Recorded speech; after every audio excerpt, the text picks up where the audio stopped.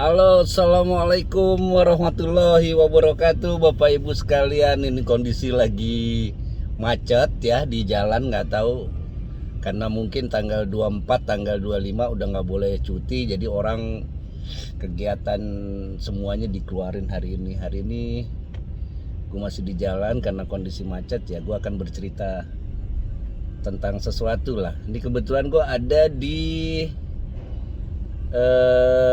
Jakarta Utara, kawasan Jakarta Utara, tepatnya ini dekat dengan pelabuhan ya, dengan pelabuhan Tanjung Priok. Jadi memang banyak banget kontainer-kontainer yang ada di sini, yang bikin jalan jadi nggak bisa cepat gitu ya.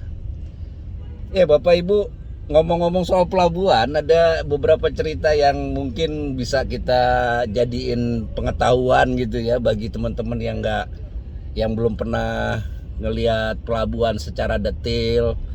Apa sih sebenarnya yang terjadi di dalam pelabuhan? Bagaimana sih kegiatan-kegiatan di dalam pelabuhan gitu ya?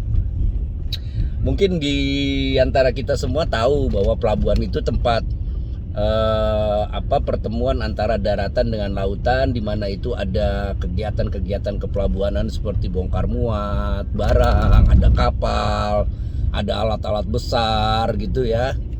Tapi kali ini gue coba mau ngasih gambaran secara umum aja sebenarnya bagaimana sih kegiatan di pelabuhan itu.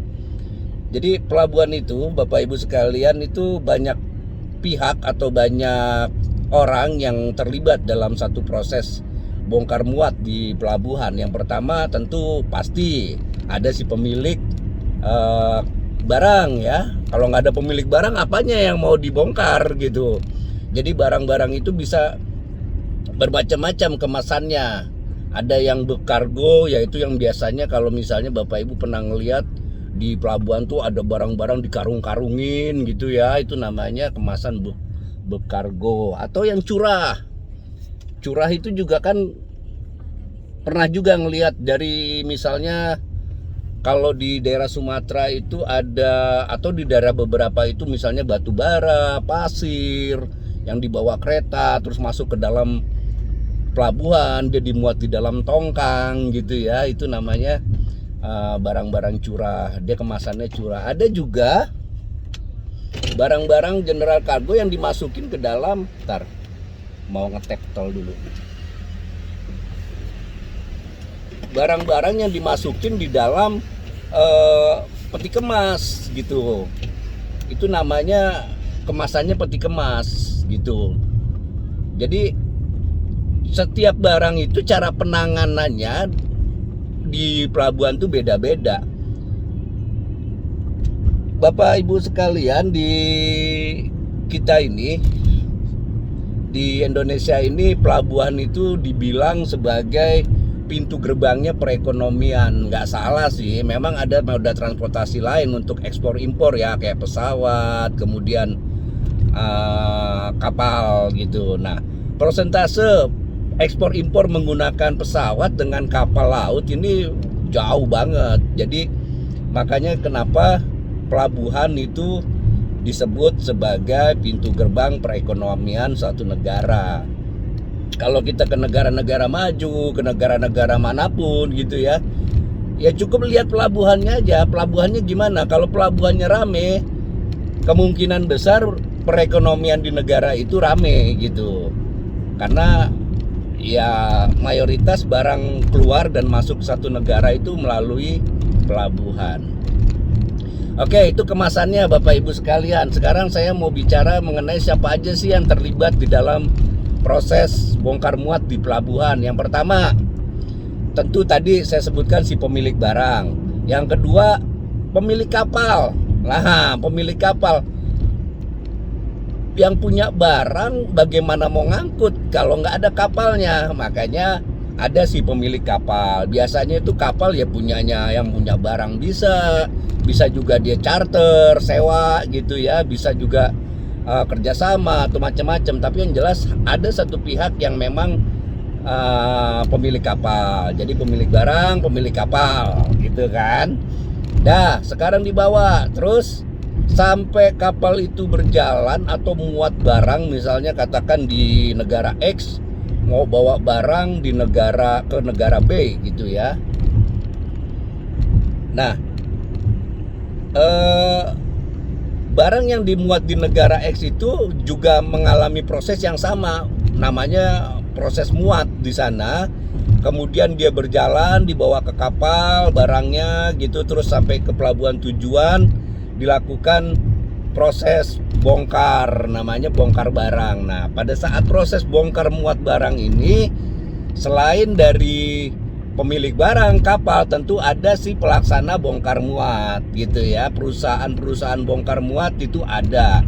Biasanya itu bisa dikelola sendiri oleh si pemilik atau penguasa terminal, atau juga bisa dikerjasamakan dengan perusahaan-perusahaan bongkar muat gitu. Jadi dia yang melakukan kegiatan bongkar muat. Kapal datang gitu, terus barang-barangnya diangkut. Kalau yang kontainer tadi yang saya sebutin di depan, kalau kontainer diangkut pakai kren alatnya. Nah, alat-alat kren itu ada, kalau misalnya yang curah itu pakai apa ya namanya, yang kayak corong gitu, dituangin gitu, masuk langsung ke truk gitu. Jadi Bapak Ibu, begitu ini si tenaga kerja bongkar muat ini melakukan kegiatannya, setelah barang dibongkar, kemudian barang itu ada yang bisa langsung dibawa keluar pelabuhan, itu disebutnya dengan truk classing. Jadi begitu dari kapal diangkat kren, masuk di atas truknya langsung keluar. Ada juga yang karena perizinan segala macam, dokumen-dokumen yang harus dilengkapi, barang itu dari kapal diturunin dulu ke Seaway atau ke ke lapangan penumpukannya gitu, atau ke gudang, tergantung barangnya. Kalau misalnya kontainer biasanya ke lapangan penumpukan kontainer, ditumpuk dulu di situ. Nah, tumpukan-tumpukan kontainer itu nanti ditata tentu pakai alat. Nggak mungkin kan kalau orang ngangkat kontainer bisa jebol nanti. Kontainer ukuran itu macam-macam ya, ada kontainer 20 feet, ada 40 feet, ada yang khusus gitu, ukuran khusus itu ada. Jadi kita ngomong yang umumnya ya 20 feet sama 40 feet. Kontainer-kontainer itu ditumpuk di lapangan penumpukan kontainer. Lapangan penumpukan kontainer itu biasanya ada batasan tuh, tidak boleh tinggi-tinggi banget, paling ya 4 atau mungkin 5 ya, ada yang 5, 3, 4 tumpukan. Nah, tumpukan-tumpukan kontainer itu dalam istilah di pelabuhan istilahnya tir. Berapa tir sih gitu, di slot berapa, tir ke berapa gitu. Jadi kalau lo ngirim barang pakai kontainer, tinggal dilihat aja nomor serinya kontainer berapa, terus kemudian ada di slot berapa, ada di tir berapa gitu. Nah, itu dimasukin ke dalam lapangan penumpukan. Nah, terus bagaimana nih bisa sampai dengan dengan si pemilik atau pembelinya atau usernya yang mengimpor barang? Begitu sudah ditumpuk, surat-surat sudah lengkap, semua sudah lengkap gitu ya. Terus si tenaga kerja yang tadi, dia itu kemudian melakukan kegiatan staffing, delivery. Melakukan kegiatan delivery. Ada satu pihak lagi yang terlibat di situ. Tadi kan udah ya, pemilik barang, pemilik kapal, terus perusahaan bongkar muat, ada lagi sekarang perusahaan tracking.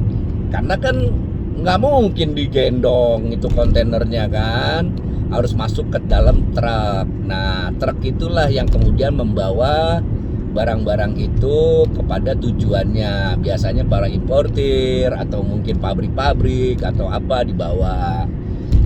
Prosesnya sesimpel itu dalam konteks kegiatan di pelabuhan. Tapi di samping itu juga ada kegiatan-kegiatan atau tahapan-tahapan terkait mengenai prosedur-prosedur bagaimana barang masuk, bagaimana kapal itu bisa dilayani untuk tambat, bagaimana barang-barang itu bisa ditumpuk di lapangan, bagaimana pengendalian keamanannya, terus kemudian hal-hal lain terhadap itu juga ada aturannya. Terus fungsinya pelabuhan apa? Ya kan tadi ada 4 ya. Ada pemilik barang, ada pemilik kapal, ada pemilik bongkar perusahaan bongkar muat, ada kemudian tracking. Nah, terus si pelabuhan sendiri fungsinya apa? Nah, ini sebagai operator sebenarnya pelabuhan ini berfungsi untuk menyiapkan, memastikan sarana fasilitas pelabuhan itu terjaga, kesiapannya, terus kebersihannya, kehandalannya gitu ya. Apa sih fasilitas pelabuhan itu? Nah, kan pada nanya nih. Fasilitas pelabuhan itu antara lain misalnya kalau kapal datang itu ada kolam labuh namanya. Sebelum dia bertambat maka kapal itu ngantri dulu. Ngantri di kolam itu namanya proses labuh. Jadi kapal itu belum masuk ke dalam pelabuhan. Begitu sudah dikonfirm bahwa lahan untuk tambatannya kosong, maka kapal itu digeser dengan kapal takbut. Oh iya, tadi saya belum ngomong, kapal takbut tuh kapal pendorong apa kapal penarik untuk kapal. Jadi kapal-kapal itu ternyata Bapak Ibu ya, kalau mau nyandar ke dermaga itu mesinnya tidak nyala. Kalau kapal-kapal yang dulu, kalau kapal-kapal generasi baru sekarang dia sudah bisa bergerak sendiri gitu, kanan kiri, maju mundur, geser kanan geser kiri udah bisa. Tapi yang dulu enggak. Ada satu perairan yang namanya perairan wajib pandu. Jadi kapal itu harus dipandu gitu, harus dituntun, didorong, ditunda segala macam gitu ya. Dan dari labuh bergeser masuk merapat ke kolam pelabuhan, melalui kolam pelabuhan merapat ke dermaga. Nah, begitu kapal ngerapat ke dermaga, terus tali-talinya tuh ya, kalau Bapak Ibu pernah ngeliat tali-talinya diikat di beton baja gitu, itu namanya boulder, diikat supaya dia nggak bergeser. Itu namanya kapalnya sedang bertambat gitu Bapak Ibu. Jadi dari bertambat, labuh, bertambat, terus sekarang penanganan terhadap barang tadi ada penanganan bongkar muat, receiving, delivery gitu ya, macam-macam tuh di situ. Nah, biasanya di situ tenaga kerja bongkar muat tuh sebelum melakukan kegiatannya tuh dia ya diskusi dulu, karena kan memang perlu perencanaan. Bongkar muat itu juga tidak perlu perencanaan, bukan berarti tidak perlu perencanaan. Begitu kapal turun perlu direncanakan gitu, bagaimana strateginya. Karena kan gini, kenapa sih butuh perencanaan? Karena kapal dari negara asal misalnya itu kan memuat barang nggak ke Indonesia semua gitu Bapak Ibu. Ada aja yang barang ke Singapura, ada barang nanti ke Malaysia, kemana gitu. Jadi kapalnya jalan itu mana yang terdekat, sampai di Indonesia. Makanya di staffing di dalam kapal itu berdasarkan urutan mana yang lebih, barang-barang itu mana yang lebih duluan keluar, sehingga penanganan untuk barang itu sendiri juga perlu direncanakan gitu. Terhadap lamanya kapal tambat juga direncanakan, tapi itu hal-hal yang lebih detail kepada masalah-masalah administrasi di pelayanan gitu ya. Jadi tambatan pertama labuh, terus kemudian dermaga untuk bertambat, itu fasilitas pelabuhan. Terus kemudian kan untuk pelaksanaan bongkar muat kan perlu alat tuh. Nah, alat-alat itu juga disiapkan oleh si pengelola pelabuhan atau terminal. Jadi alat-alat itu disiapkan sebagai investasi mereka. Dikenakan tarif di situ, tarif alat. Kemudian setelah digunakan alat itu termasuk fasilitas pelabuhan. Kemudian barang diangkat terus ditumpuk, dimasukkan ke dalam lapangan atau gudang. Nah, itu juga fasilitas yang harus disiapkan oleh pelabuhan. Misalnya gudang untuk barang-barang yang nggak boleh kena air, terus kemudian lapangan penumpukan segala macam. Nah, itu fasilitas-fasilitas yang harus disiapkan oleh pelabuhan. Jadi sebenarnya dalam proses ekspor impor ini, prosesnya itu banyak banget yang terlibat di situ. Tidak hanya operator atau badan usaha pelabuhan BUP gitu yang melakukan kegiatan itu, tetapi juga banyak pihak yang memang terlibat dalam proses ekspor impor barang di pelabuhan. Jadi kalau misalnya kemarin ya, kalau misalnya ingat, wah ini idle time, ada yang barang terlalu lama di pelabuhan. Nah, itu karena memang bukan hanya proses cuaca mungkin atau ini, tapi memang ada beberapa tahapan baik administrasi maupun praktek di lapangannya memang harus dilalui. Jadi begitu Bapak Ibu. Sekarang mudah-mudahan dengan apa yang saya sampaikan ini ya bisa juga kemudian menjadi pengetahuan lah setidaknya gitu ya, kecintaan kita kepada bangsa ini, bagaimana kita semua bangsa Indonesia ini merasa memiliki pelabuhan, baik itu pelabuhan-pelabuhan yang sifatnya milik pemerintah maupun pelabuhan-pelabuhan swasta maupun pelabuhan-pelabuhan yang sudah diusahakan oleh badan usaha milik negara. Jadi begitu Bapak Ibu sekalian, itu sekilas tentang apa yang saya bisa sampaikan terkait pelabuhan dan bagaimana proses barang itu datang sampai dengan barang itu sampai ke pabrik.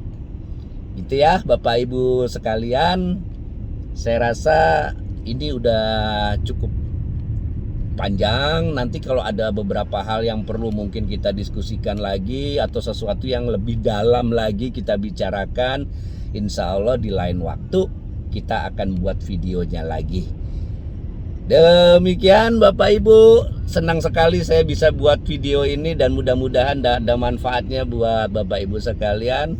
Akhir kata saya ucapkan wabillahi taufik wal hidayah. Wassalamualaikum warahmatullahi wabarakatuh.